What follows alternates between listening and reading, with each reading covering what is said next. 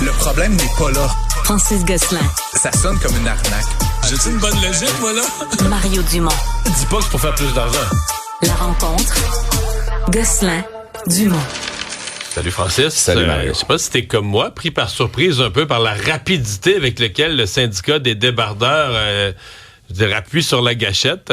On n'a pas 48 heures après un vote sur la proposition. Ils ont convenu de faire des moyens de pression. Pouvant aller jusqu'à la grève. En tout cas, soit j'ai mal compris. Mais... Je sais pas ce qui s'est passé hier, là, mais ça semble être... on tire sur la gâchette très, très rapidement. Puis bon, pour l'instant, on parle d'une grève de 3 jours. Donc, mais le lundi matin, dans 3 jours. Et je parlais avec des gens qui sont, disons, proches du dossier, Mario. C'est une saison très occupée au port de Montréal. On estime que pour le mois d'octobre, on va recevoir quelque chose comme 6 milliards de dollars de marchandises là, au port. Et un arrêt de travail de 3 jours, ça peut prendre 1, 2, 3 semaines à s'en remettre là, parce que les bateaux finissent par s'empiler et tout ça. Et puis un des 2 terminaux là, qui est visé, parce que c'est pas, tu sais, le port là, c'est plein de morceaux, là, c'est pas tout le port qui va être en débrayage. On dit les 2 terminaux principaux. Les 2 terminaux principaux. Et donc, c'est un des... qu'est-ce que j'allais dire? Un des 2 terminaux accueille notamment là, tout ce qui est pour Noël. Là, donc, c'est vraiment avec MSC, là, les gros porte-conteneurs. Et donc, ça pourrait amener à des ruptures de stock éventuellement dans certains magasins là, dans le nord-est des États-Unis, du Canada et au Québec, évidemment. Donc, ça me semble étonnant, en fait. Puis c'est drôle pour avoir quand même beaucoup étudié les 2 dernières grèves, Mario. À chaque fois, il y avait comme une forme d'escalade dans la conversation, dans les menaces, dans le ton. Là, on refuse une première offre, puis tout de suite, on se met en grève. Ça me semble être jouer une carte importante dans le poker de la négociation. Ou comme tu dis, qu'il s'est passé quelque chose hier, là, qu'on a eu une espèce de refus catégorique de l'employeur sur qui met fin à la négociation ou je sais pas quoi. Là, mais... Possible. Mais bon, on se rappelle que les dernières fois, il y avait eu des interventions. La dernière fois, notamment, une loi, pas une loi spéciale, mais en fait, on avait forcé un arbitrage. Je serais pas surpris, là, justement, avec la sensibilité politique actuelle, Mario, qu'on voit à Ottawa, que ça se règle assez rapidement. Faudra voir d'ailleurs là, les réactions politiques à tout ça. Bon, on sait que c'est le gouvernement de Trudeau qui était là la dernière fois, mais là, M. Singh, qui se targue toujours d'être du côté des travailleurs, est-ce qu'il va soutenir là, cette grève qui me semble un peu déraisonnable, et est-ce que ça va mener là, dans les votes quasiment quotidiens là, qui se produisent à Ottawa, le NPD à renverser le gouvernement? C'est peut-être pas suffisant. Là, voilà.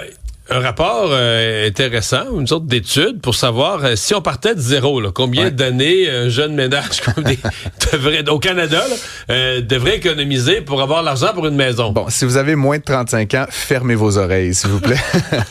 C'est une étude qui est parue au début du mois, en fait, puis j'en ai fait un texte, là, c'est dans la version en ligne du Journal de Montréal aujourd'hui.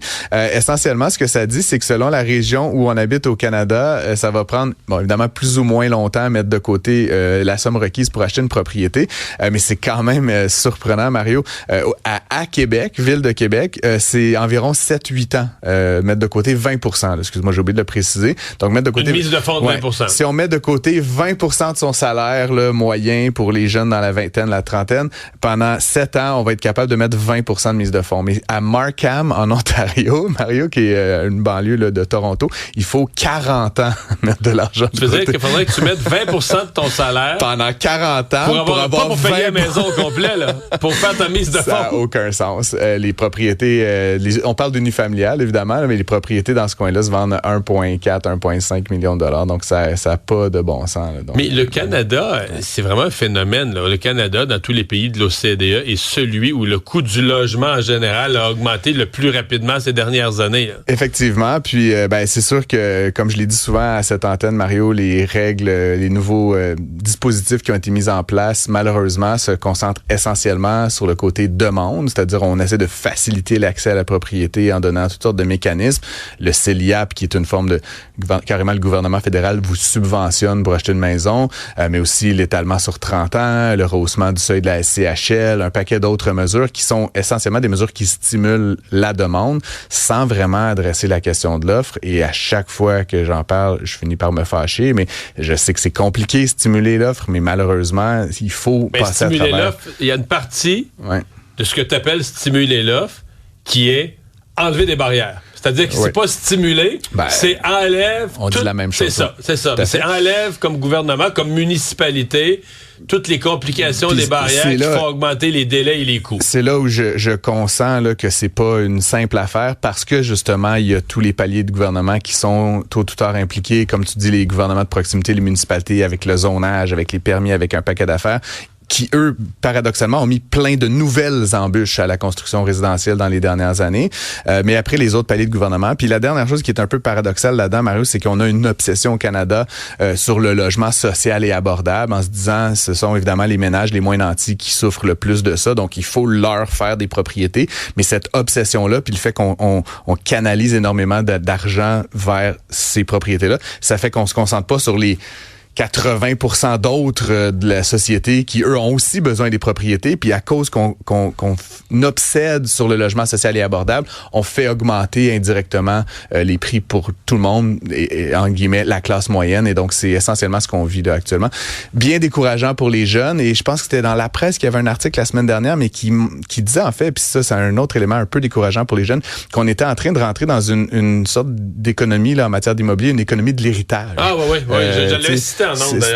C'est quand même, c'est que si tu viens d'une famille où tes parents, il y avait une maison, puis ils ont payé leur maison, puis ils ont accès à des liquidités, à de l'équité, ben ils vont pouvoir te prêter pour faire l'acquisition. Mais si tu viens d'un ménage où t'étais locataire, où tes parents avaient pas énormément d'économie, tu risques, avec des chiffres comme ceux-là, de rester locataire. Puis c'est une espèce de perpétuation de la pauvreté. Puis on le sait que la propriété privée domiciliaire a été un ascenseur économique, social important pour les 2-3 dernières générations. Ça semble être brisé aujourd'hui pour les plus jeunes d'entre nous. Et on avait moins entendu parler de ça ces dernières années, mais on revient à des problèmes dans le secteur forestier. Oui, effectivement, j'en ai parlé à TVA Mauricie hier.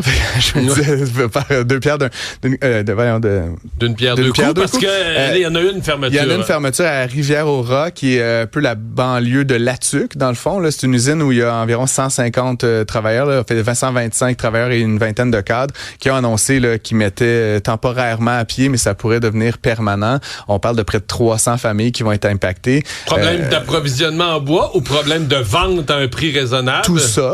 Évidemment, les quotas de bois dans certaines régions là, ne sont pas suffisants. Là, on parlait qu'à cette scierie-là, justement, ils ont une capacité de, je pense, c'est 600 tonnes, puis ils ont la moitié de ça. Là, donc, ils peuvent pas. Ils ont des coûts fixes qui sont. C'est dur pour les gens qui nous écoutent. C'est dur de penser qu'on manque de bois dans le grand secteur autour de la Tuque. C'est ça. Puis évidemment, les Américains ont imposé là, des tarifs là, qui ont augmenté récemment. Je pense que c'est 14 ou 15% qui s'ajoutent. Donc, ça fait en sorte que notre secteur est moins compétitif qu'il l'était. Et donc, avec l'augmentation des coûts que vit le secteur, comme tous les autres secteurs d'activité économique, on n'arrive pratiquement plus à faire ses frais. Donc, il y a des scieries qui ferment. Puis, ça rappelle tristement, là, tu te rappelles, autour des années 2005-2006, là, une grande crise. Je pense 21 000 personnes avaient perdu leur emploi dans le domaine. On espère que ce ne sera pas aussi grave cette fois-ci. Bien que je m'en rappelle, j'étais député dans le Bas-Saint-Laurent, une région forestière. Je le sais bien. Francis, merci beaucoup. À lundi. Bonne fin de semaine.